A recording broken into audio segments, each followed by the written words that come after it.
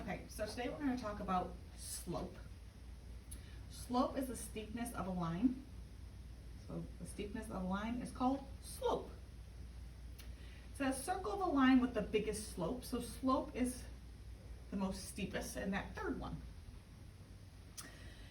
The letter we use is a lowercase m. So y equals mx plus b. It's that lowercase m. When given the graph for a line, m is rise over run. Now rise can mean up or down. Run is over. So slope is the ratio of a line's vertical, like I said, up or down, change to its horizontal change. And horizontal is left and right. So how are we going to find slope from a graph? So the first thing we have to do is mark some points on the line. So over here on the line, I always start on the left and I'm marking points where my line is intersecting the grid lines. So I'm making some points and I'm putting quite a few so I can see it. And I'm going to start from the left, like I'm reading a book, left to right. So I'm starting with the point furthest to the left. This point here with the star is where I would start. Then I'm going to find the rise. So up is positive. If I'm going down, it's negative. And then when we run, we're always going to run to the right. So first, I'm starting on the left. I'm rising up to the next, where the next point would be. And then I'm running over. So I had to rise up one space. And I went up, so it's positive. And I went to the right 2 spaces. So my slope for this graph would be 1/2.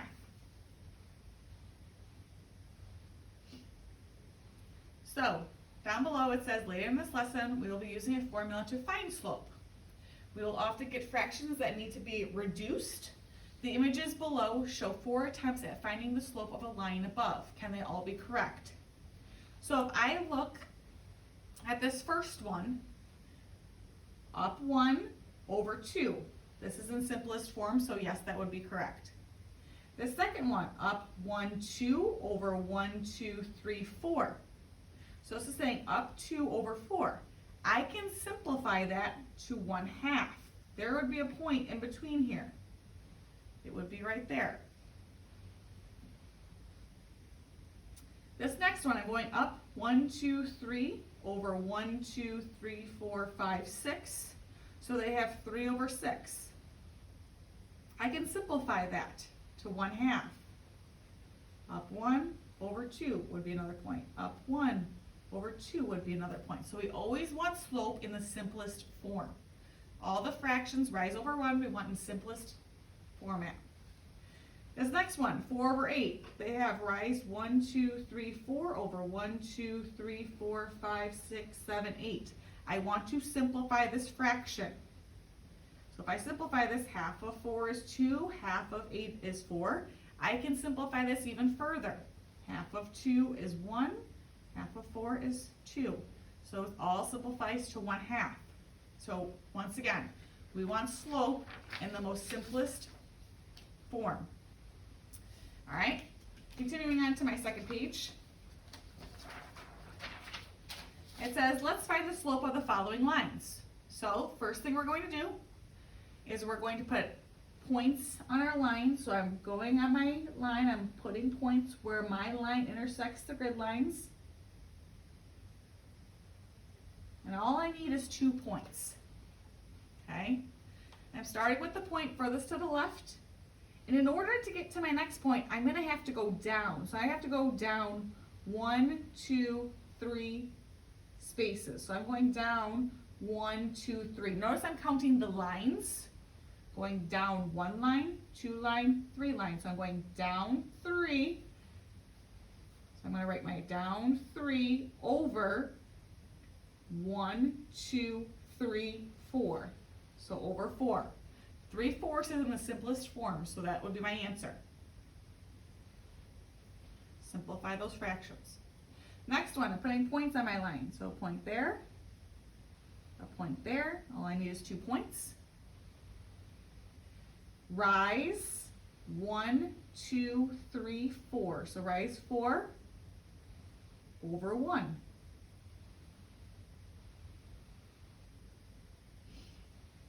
My next one, putting points, 1 point there, another point there. Let's put 1 more there. Once again, you only need 2. But you can put as many as you want. Starting with the one furthest to the left, rising 1, 2. So I'm going up 2, going over 1, 2, 3. So rise 2 over 3. Simplify that fraction, it's in simplest form, so I'm going on to the next one. Putting points on my line.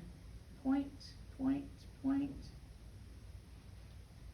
Starting with the point furthest to the left. Going down 1, so that's -1, because I'm going down, over 1.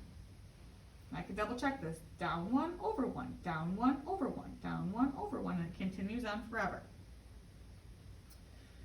My next one, if I put points, there's the point, there's a point. Rise, so I'm starting with a point from the left. Once again, rise doesn't always mean go up, it can be go down. So here I have to go down in this case, so down 2 over 1.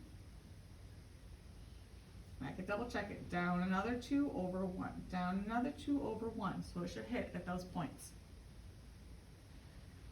Last one of these, putting points on my line, so it's intersecting the grid lines there, and another one over there. Once again, you only need 2. Starting with the point furthest from the left, going up 1, so that's a +1. Going right 1, 2, 3, counting those lines. So 1/3 is in simplest form.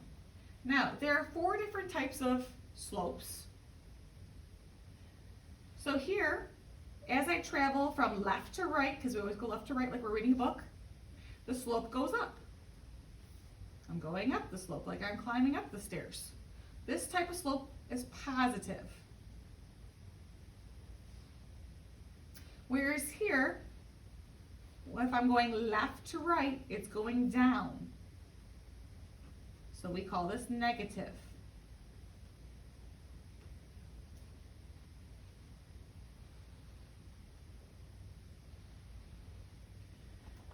This bottom one, where it's going left to right, it's this line here, it has a slope of 0. And I always think of, if I put some eyeballs, like my zeros for his eyes, that would be my sad face. That's how I remember 0, his eyes. This line, if it's going straight up and down,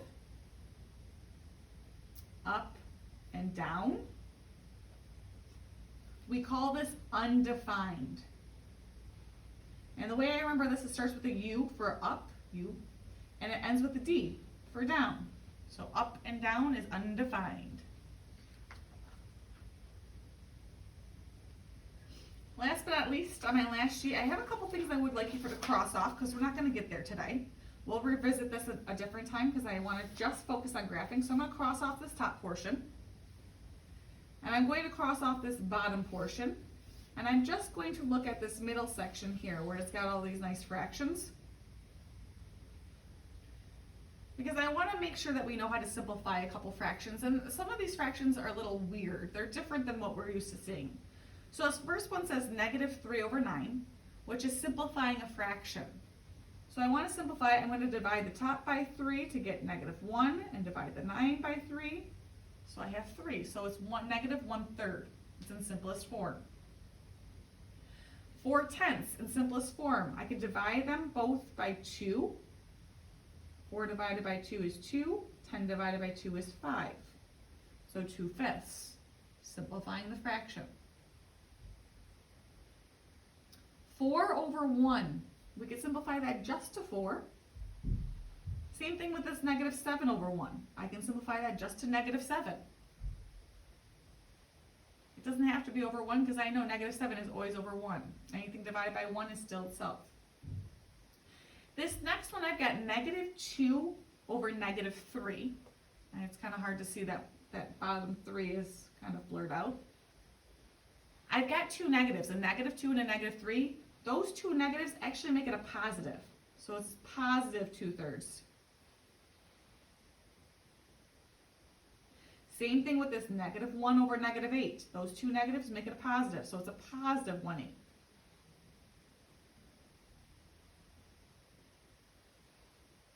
Now the 4 over negative 7, you can move the negative out in front. It can belong to either one of them. It could go to the top or the bottom. It doesn't matter. But when it's on the bottom, we typically go to the top because this is telling me that I can go down 4 and then right 7. We don't usually go to the left along the bottom. It always goes to the top. Same thing with the next one. So that negative goes to the top number, negative 1 over 8, because that's telling me down 1 to the right 8. Anything divided by 0 is 0. So 0 divided by 12 is 0. 0 divided by negative 2 is 0. 0 divided by 100 is still 0. So anytime 0 is on the top, your answer is going to be 0. Here, when I have 0 on the bottom, so 12 divided by 0, this is what we call undefined. Referring back to that graph where it looks up and down. Same thing with this last one, negative 2 divided by 0, this would also be undefined. Anything where the 0 is on the bottom is called undefined.